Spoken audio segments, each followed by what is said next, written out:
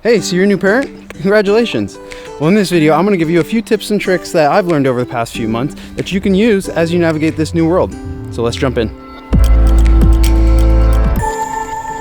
Hey, what's going on, everyone? My name is Jimmy and this is my 4-month-old son Brady, so I just became a new parent myself. There are a few things that I've learned over the past few months that I think can help you save some time and make your life a whole lot easier. So the first tip is a super simple one, but if no one would have ever told me it, I would have never known. And that is to put a new diaper down before you start changing the current one. As a newborn, they're pooping all the time, so you want to make sure you have a new one down. You're most likely going to go through a few diapers that you haven't even actually put on them yet because they started pooping on them. The next tip is also a super simple one, but I had to learn it over time. No one ever told me, so hopefully I can save you some steps.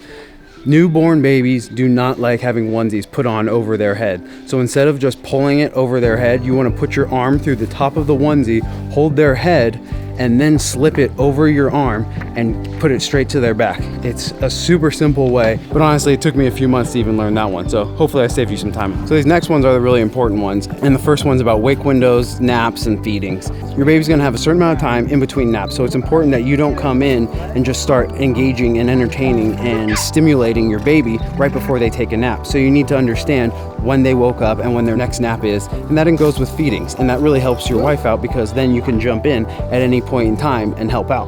Which brings me to my next one. Now that you're a new parent, you're gonna have a lot less free time than you did before, and your wife is gonna have a whole lot less than she did before. She's waking up a lot in the middle of the night and she's feeding a lot during the day, so she barely has enough time to take a shower, brush her teeth, or even think about anything for herself. So try and give your wife as many breaks as you can throughout the day. It really helps.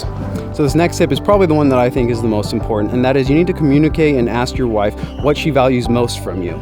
And what I mean by that is, if you were to do a search online, you see that parenting tips for dads are to do the grocery shopping, do the laundry, make meals for your wife. And that's all well and good unless she doesn't actually value those things. You might come home from work and you start making an hour-long dinner when all she wanted was to take a shower, brush her teeth, sit down, put her feet up. But without asking her, you wouldn't even actually have known that.